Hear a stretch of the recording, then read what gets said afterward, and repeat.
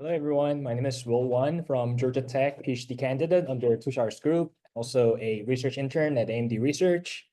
And thanks so much for being here, because I remember the very first ASTRA-sim tutorial we had, like there were roughly a dozen people. So thank you so much for your time being here and your interest. I'm going to introduce about the system layer and the network layer of the ASTRA-sim part.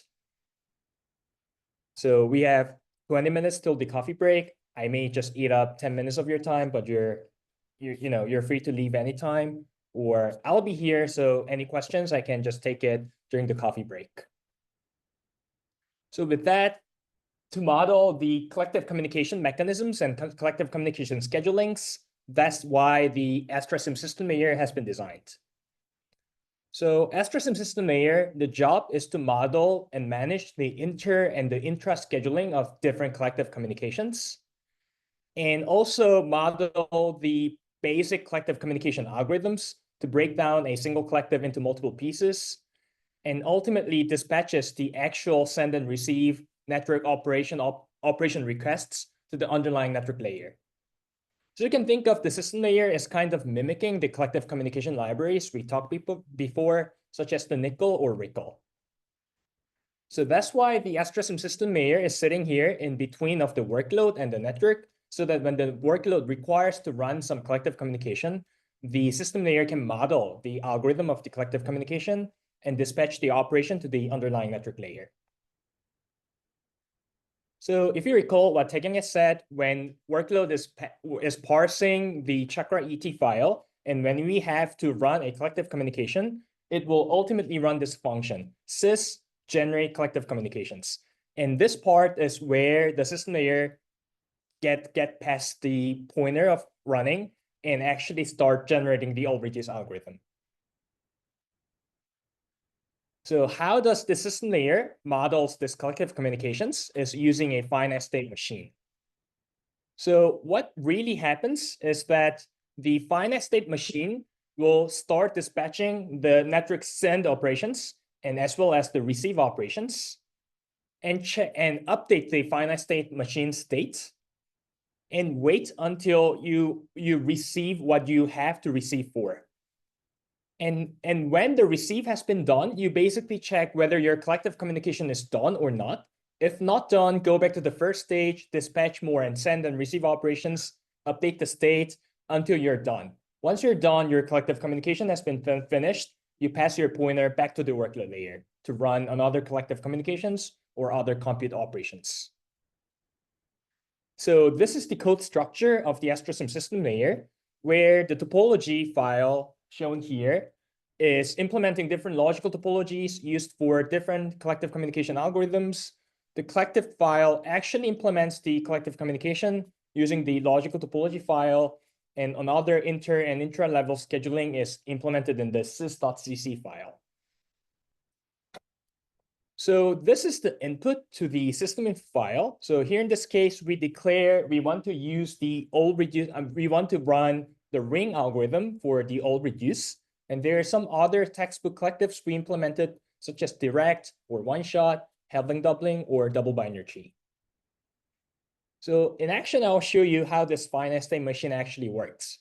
So when the workload layer passes the pointer to the system and say, I want to run a all reduce, the finite state machine starts with this init stage and starts and to transition the stage, you say, hey, I want to send the message to your neighbor, which is MPU2, and I expect to receive a message from MPU4. And basically, you, after dispatching these two operations to the network, you wait, actually you receive a message from the MPU4. So this is where the actual network transfer happens. And now, because you received your message, you move to the next state, saying you have to reduce the message you just received. So once the reduction is done, you basically check whether your collective communication has finished or not. Because you're not finished, you go back to the initial stage, and this thing repeats until you run the reduce scatter. So you will dispatch one more message to MPU2 and expect to receive one more message from MPU4, waiting for the receive to happen. And once you receive the message, you run the reduction and again go back because you're not done. You send another message, wait for the reduction. Once your reduction's done, because this is when your reduce scatter is done, you just don't go back to the init. You actually go back to the next stage where you run the altogether. And here in this case, you run again, because you have to now broadcast your message to your neighbor. You tell the network layer to send the message to MPU2, and I'm talking about in terms of MPU1, by the way, and expect to receive a message from MPU4. And you wait until the receive has actually happened. So this is when the network layer starts the simulation and actually transfer the chunks. And once you receive the data, you basically, because this is all together, no reductions there, but still you check whether you're done. And because you're not done, you send another message and receive one more message. The simulation goes on. The network will run the simulations. And the system layer again checks, because you're not done, you'll send and dispatch one more message. And this is when you're done. So now your finite state machine in the system layer enters the done stage and pass the pointer back to the workload layer. So you can now run other chakra nodes. And this is how it's actually implemented in the system layer, where this ready function is where you actually issue the actual send and receive operations back to the network layer and update the FSM states. And this iteratable function is basically checking whether you're done. If not done, pass your pointer back to the ready function and wait for the receive handler to be called. And while you're waiting for the receive, when your receive is done, the network layer will call an event handler, and you will ultimately enter this part, event type packet received. And here, because you're not done, you insert one more packet to the network, and you'll go back to the ready function, which will dispatch the SIM-send, SIM-receive again. And this is keeping running until the iteratable says you're done, you're done. That's when you pass the pointer again back to the workload layer. And we can also support these multi-dimensional collectives in the workload layer. I may just fast forward about the details. You can ask me the questions anytime. But here in this case, I want to run the ring algorithm, which is a multi-dimensional blue connect style collective algorithms. And here in this case, you will actually run this all together. You will split this into multiple chunks and pipeline those multiple dimensions. So you'll run one reduce scatter over the first dimension. After this, you will start running reduce scatter over the second dimension, as well as run the second chunk over the first dimension. So you can see the reduce scatter is happening over multiple different network dimensions in concurrently, because things are pipelined. And once you reach the end of the dimension, you will start running all together, and the chunks will come back running all together and reduce scatter. Again, things are pipelined. And once you reach back running all together to the first dimension, this chunk has been done. So you can imagine when all the chunks come back to the first dimension with the all together, your collective is basically done, and you pass the pointer back to the workload layer. So again, sorry for being quite fast with this. I'm happy to take any questions after this, but I'm just saying we have a support for multi-dimensional collectives.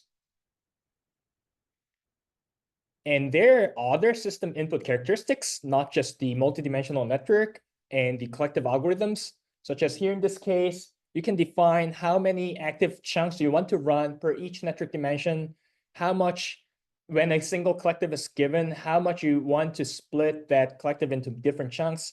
So in this case, I'm just capturing what I've shown previously. I want to split one collective into 4 chunks and want to run one at a time. So these are the system info files, as well as you can define those inter-collective level scheduling. Here in this case, I'm using LIFO, where you want to run the collective communication which come later first.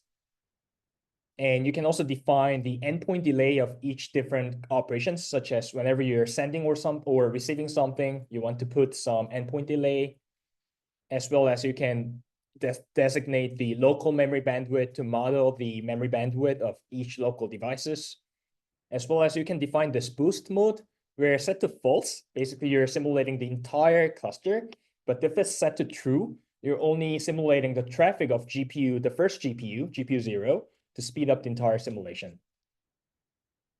And as a sneak peek, I just showed the system layer is there to model the basic, the textbook like collective communication algorithms, such as Ring. But these days we're seeing a bunch of use cases and requirements to simulate more complex custom collectives, which, for example, here in this case, this is the paper I'm going to present 2 days from now, which is called Tacos, which is generating this complex custom collective algorithms. And we enhanced ASTRA-sim to support the simulation of these custom collectives, which I will present after the coffee break at 4:10.